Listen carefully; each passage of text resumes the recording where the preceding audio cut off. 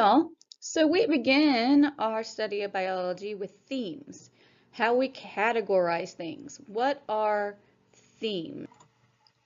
Themes are ways of thinking about life that will hold true for decades. Science has proven again and again and again and again and again that these are true scientific statements, and eventually something in the universe will come along and falsify them. But until that moment happens, this is what science, especially biology, is based on. So how do we do categorization? How do we themes? Well, let me show you.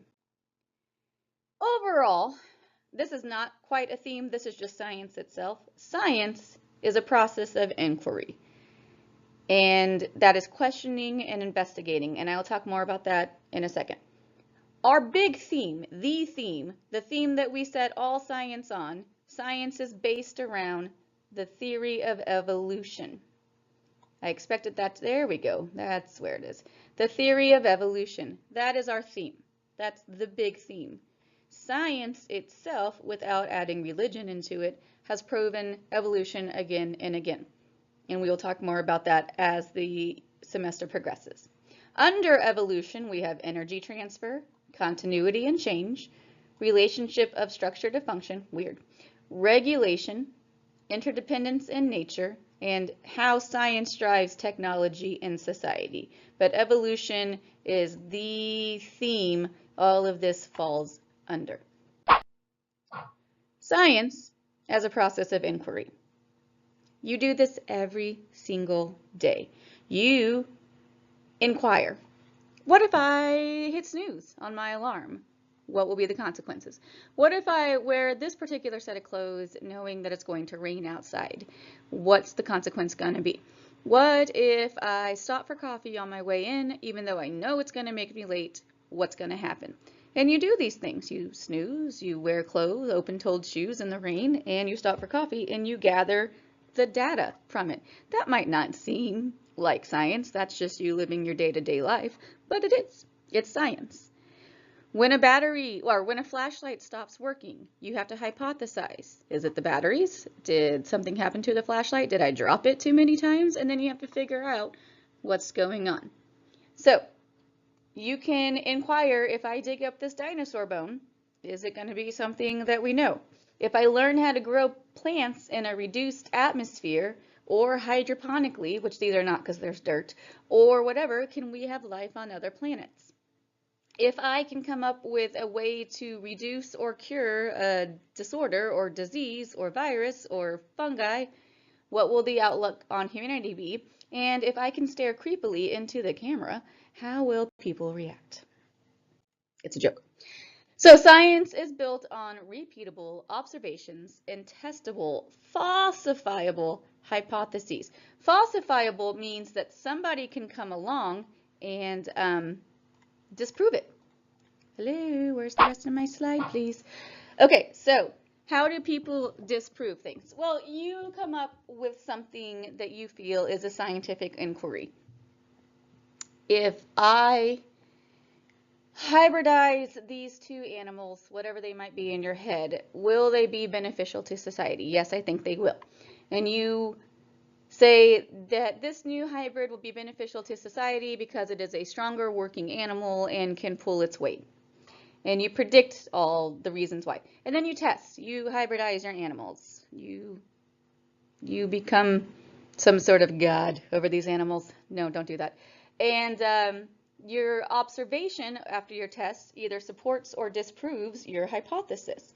And if it supports your hypothesis over here, then you can publish it in a magazine and say, this is science, I am correct. But, excuse me, having done that, now hundreds of other scientists have to do the exact same test and come up with the exact same result. And if they don't, if they falsify your hypothesis, then you have not created science. You've just done a one-off hybrid that nobody can recreate. But if they all across the board get the same exact results as you, this is called peer review, then yes, it is now science. This hybrid is beneficial to humanity and you have become a well-known scientist. As stated, evolution is the core theme of biology. Core theme of biology. Of biology. This is not a religious discussion. You're in a science class. Why is it not writing? Whoops, I can't draw a straight line. Core theme of biology. It connects everything. We have Charles Darwin to thank for the theory of evolution after he spent 3 years on the HMS Beagle when he was a very young 20-year-old, gallivanting around the South American islands and South America itself, and specifically the Galapagos with all of its untainted life, and getting home and categorizing what he has seen and finding out, famously that one finch became 9 different finches. And how did that happen? So, evolution. And then through more science, with the dinosaur bones and with the homologous anatomy that we have with various, like we have the same wrist bones as whales. Whales are mammals, but besides that, there is nothing connecting us. But we have the same wrist bones as them. Why do we have the same exact wrist bones as whales? What is the evolution there? We had a common ancestor, us and the whale, who developed the pivotable wrist, and then whales, in their infinite wisdom, decided, I don't like the land, I'm going back to the ocean as a mammal, and they did that, and we stayed on land, but we have the same wrist structures. It's crazy, in a good way. In a good way. So, nothing in biology makes sense except in the light of evolution. This is a peacock. Beautiful bird. Most obnoxious sound in the world. Have y'all ever heard a peacock? I can do a fair imitation, and so please cover your ears because this might be too loud for you, but it's ah! And it's the most annoying sound on the planet for a beautiful bird. But the male peacock, with his 6-foot tail, does not make sense. The male peacock has a tail that's so heavy it can't fly. Do you know what a predator of the male peacock is? A tiger. It can't fly because its tail is too heavy. What is the point of creating such a ridiculously heavy tail? Well, we know that it's because that's what the females favored over time. And so the males became ridiculously ornate to please the females. But they can't fly and get away from predators and survive because it doesn't make sense that they create it this way except evolution. Females wanted it this way. Female choice drove male plumage. And this is what we have as the result. A beautiful bird with the most obnoxious noise on the planet. I am not going to put a duck penis on the screen for you to view, but the duck penis makes no sense except for biology. First off, birds typically do not have any genitalia. The ducks get a penis every mating season. Second off, the penis is corkscrewed shape. And third, it's about 4 feet long. Now, why would a bird that needs to fly develop a corkscrew shaped 4-foot long penis? Well, the answer lies in the female duck. Females in evolution don't want to have babies. Babies are hugely energetically taxing and also risky for their lives. Having babies risks females' lives across the board, no matter what species. So, females have put energy into doing everything they can to not have babies. Female ducks created counter corkscrew vaginas to stop penetration of a penis. Okay, so we developed a corkscrew-shaped penis. Now, why is it so long? That is because in duck mating, the females are mobbed by males. But if you have a very long penis, you don't have to get anywhere near the female to have a baby with her. Duck mating is very sad. A lot of the times the females drown. It's a violent process. Anyway, nothing in biology makes sense except in the light of evolution. You might be flabbergasted that I just talked about penises and vaginas right now, but I want you to understand that all of biology is based on who can have the most surviving babies. It's called survival of the fittest. So literally all of biology is basically penises and vaginas. Sorry if that's shocking to you. I keep hitting the wrong button to trans. Okay, so in evolution, we have natural selection. Natural selection is that survival of the fittest. What am I doing? You would think I understand how to work things. Fittest.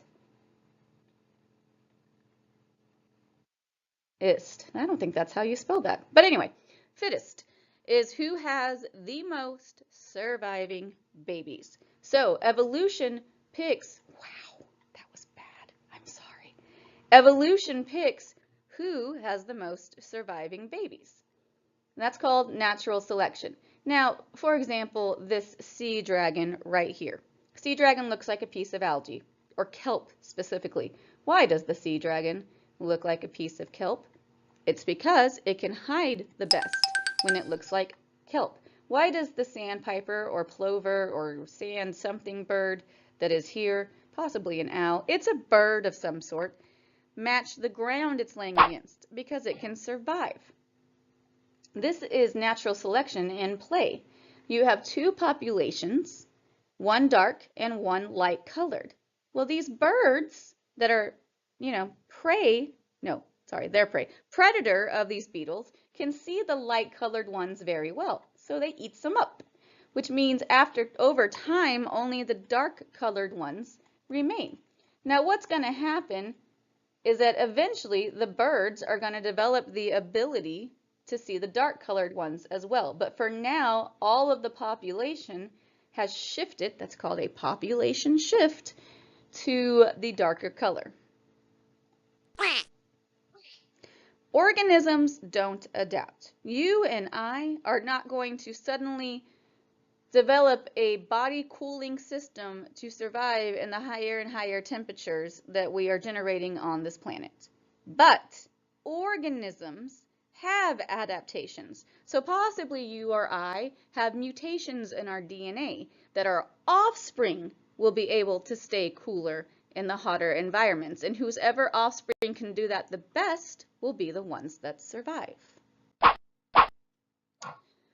Evolution explains unity and diversity. Think to yourself, how is all life on the planet united? I'll give you a minute. How is all life united? –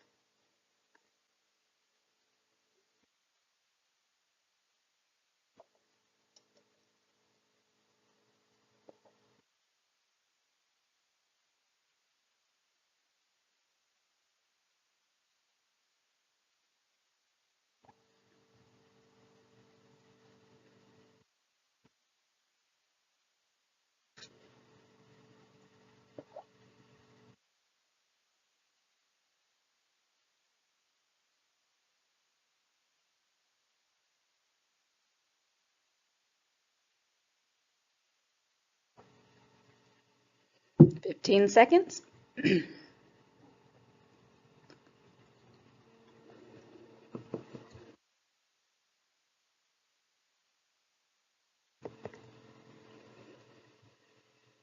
And great. How is all life united? Everything is made of cells. We have common biochemistry and physiology. We are all connected through a common ancestor. We have predator and prey and ecology relationships. We all depend on each other. Everyone depends on the primary producers.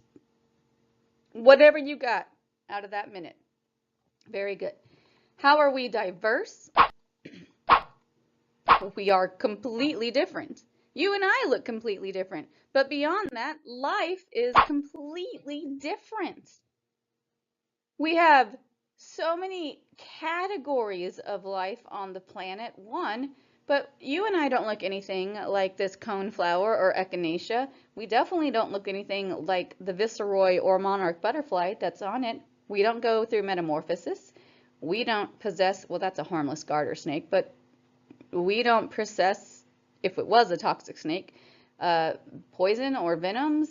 We don't have to catch our foods this way. La la la. Just as long as you look at this picture, you can come up with differences. But we all need to get oxygen to our cells. We all have to remove wastes. We all have to move and grow and reproduce. We have to digest and metabolize across the board. It doesn't matter what you look like. There are 8 ways all life has to be connected. So like I said, human beings are super crazy about organizing. We have to make sense of the diversity. Human beings love to categorize. So in order to, we've made organizing systems. Now, to be fair, a lot of them have been proven wrong, but we still go through it. We specifically still go through domain, kingdom, where is my mouse? Phylum, subphylum, class, order, family, genus, species, okay? We definitely do that, and we have acronyms for that. Before we get to the acronym, our 3 domains of life, which are the biggest categories, are bacteria, archaea, which are ancient bacteria, and eukarya, which is protista, fungi, plantae, and animalia. So 2/3 of all the entire categories of life on this planet are bacteria. And that should say something to you, that most of the life on the planet is bacterial. The advent of the eukaryotic cell versus the prokaryotic cell created what we call life, but bacteria is the dominant life form on this planet. So we've got the, whoops, I'm so sorry. Oh, I forgot I can't go back. Anyway, that wasn't really important. But we've got an international naming committee, and there are some things you need to know. A taxon is a category in which related organisms are placed, and there's a hierarchy from broadest, most inclusive, to most specific or least inclusive, and that hierarchy is domain, kingdom, phylum, class, order, family, genus, species. And so one of the ways that we have decided to, like I said, that domain is the broadest taxon and species is the most expensive, is have acronyms. Dumb King Philip came over for gooseberry soup, or Dear King Philip came over for great soup, or I don't know who thinks King Philip is dumb. I've always heard dear here, and I've heard another word for the S word, but y'all do what y'all need to do to come up with an acronym to remember the hierarchies of life, because they are on your first exam. For humans, this is our classification category, which will come back up again May in your 1407, depending on how your teacher teaches it. But we're domain Eukarya, kingdom Animalia. We're phylum Chordata, which means we have backbones. We're class Mammalia, which means we have placentas and produce milk, and we have hair. We're order Primates, which means that we are bipedal, standing, something, something. We're family Hominidae. Oh, adapted to climb trees. We adapted to walk erect. Homo, large brain, used to, and Homo sapiens, body proportions of the modern humans. Continuity and change. This is DNA and reproducing. So DNA, the genetic material, carries all biological information from one generation to the next. It's the cornerstone of evolutionary change as well, because DNA can have mutations, and mutations can cause adaptations, which can drive evolution. But you have DNA that codes for RNA, that codes for a protein, and the things that we see when the proteins are created are known as traits. Your proteins are currently showing your hair, your skin, your eyeball color, your lips, your build, whether you're top heavy, whether you're a hippie, whether you're short or tall, it's all proteins. And that was determined by your DNA. We all have to create energy to continue to live. Now, there's 2 ways to create energy. You can be an autotroph and produce energy on your own from the sun through photosynthesis, or you can be a heterotroph and produce energy by eating other things that had energy, and that is called cellular respiration. So the sun is the ultimate energy source of our ecosystem, of our biosphere, of the Earth. And sunlight only has a one-way path through the Earth. If we don't capture it, we lose it. Producers capture it with photosynthesis, and that is all the energy we have to also feed all the consumers as well. And at the producer level and consumer level, we lose this energy as heat. Nutrients recycle. Everything that you're made up of, carbon, hydrogen, oxygen, nitrogen, magnesium, phosphorus, sodium, calcium, blah, blah, blah, blah. When you no longer cease to function, those nutrients become recycled back into the ecosystem and used to rebuild. Always the wrong thing. Decomposer's rule. So we harvest energy. Plants harvest from the sun. Parasites harvest from us or others. Predators harvest from prey. And koalas do their best. The koala is a smooth-brained animal. It does not have higher order thinking capabilities. It only recognizes eucalyptus if it is on a limb. If you strip eucalyptus leaves and try to feed it to a koala on a plate, it will not recognize it as food, and it will starve to death. Koalas, they do their best. You think they're eating, but they're actually harvesting energy and recycling nutrients. Okay.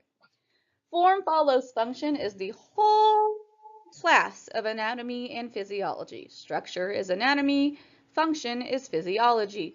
Form follows function. You had something you needed to do, you created something for that. For example, birds need to fly. How do birds fly? They created hollow bones. Okay? They also, whatever. Cells need to communicate. What did they do? They created dendrites and axons. Mitochondria needs tons of surface area to produce ATP. What did it do? It folded in on itself multiple times to create cristae, and ATP production happens at every single iota of an inch along these cristae in the inner mitochondria. Form follows. In order to maintain anatomy and physiology, form and function, we have to regulate as well. Gonna try to not click too fast. There we go. 99.999999999% of the time we regulate through negative feedback loops to maintain homeostasis. What this means is that you have an initial stimulus that you turn off. You're cold, so you shiver, but then you stop shivering when you warm up. You're hot, so you sweat, but then you stop sweating when you cool down. You're hungry, and you hear it through your stomach rumbling because of the hormone ghrelin, but you eat, and that hormone shuts off, and you no longer feel hungry. And in fact, you probably are stretching receptors and now feel too full. You have to poop. You have those things, you poop, those things go away, cramps and whatever makes you know that you need to go to the bathroom. All these things are negative feedback loops. Most of them you're completely unaware of because they are happening inside your body through hormones and molecules that you have no control over. There are only two things in the human body that are positive feedback loops. One is oxytocin production while giving birth.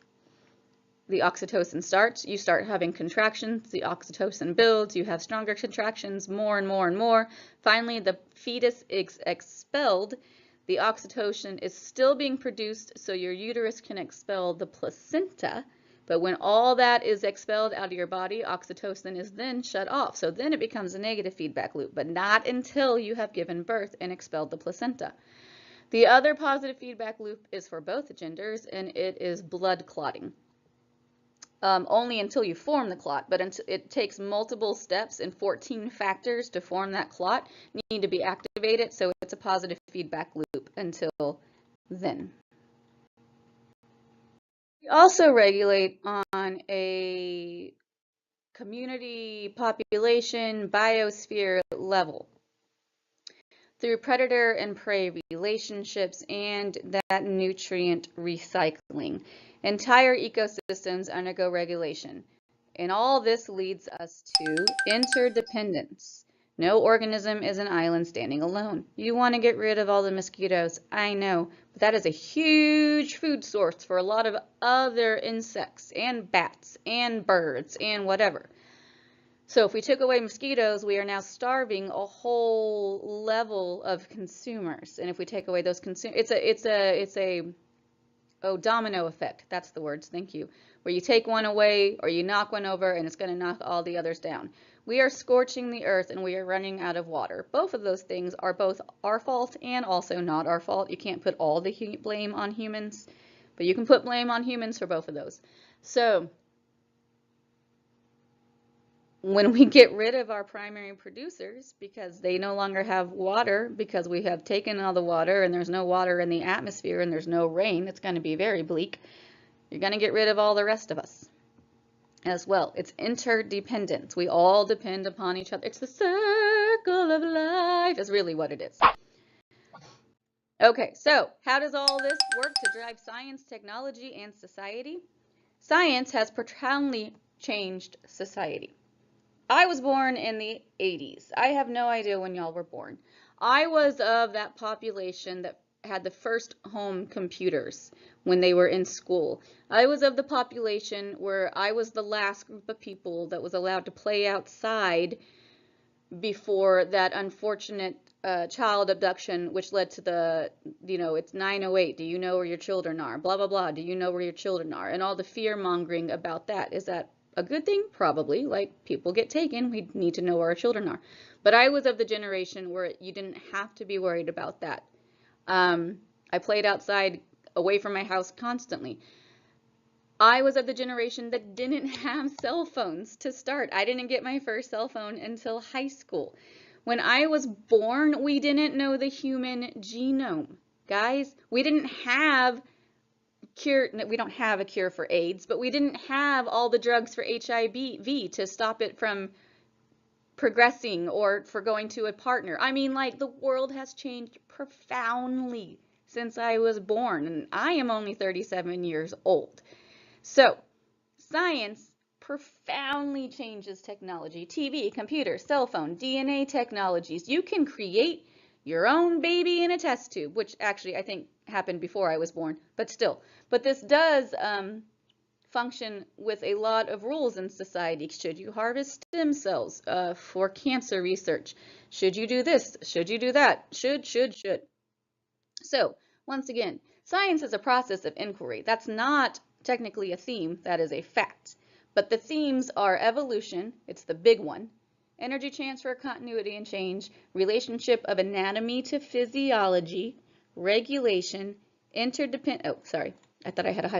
anatomy to physiology, structure and function, regulation through homeostasis and feedback loops, and also on the planetary level, interdependence in nature, and science drives technology and society. But why do we study the themes? Who cares, right? You've got to get into the nitty-gritty. We have to learn all about a cell. Biology is ever expanding. It's too much to memorize all, so we need to generalize. If you don't know this, you don't sit down and read a science textbook word for word. You'll never get through it. It's much too much. You actually start with the pictures first and read the pictures and understand the pictures. And then you go to the reviews in the back of the chapters. And then you go in and look at all the bolded terms. And if at any point none of that makes sense to you, then you start reading the section that doesn't make sense. But you don't read word for word a science textbook. We have themes to understand the true nature of living organisms, but not drown in the details. That's why we do it. Darwin wants to know if you have any questions. I do too. If you do, please email or call me as you are told to do. Thank you. I can't find my mouse again. Have a great one.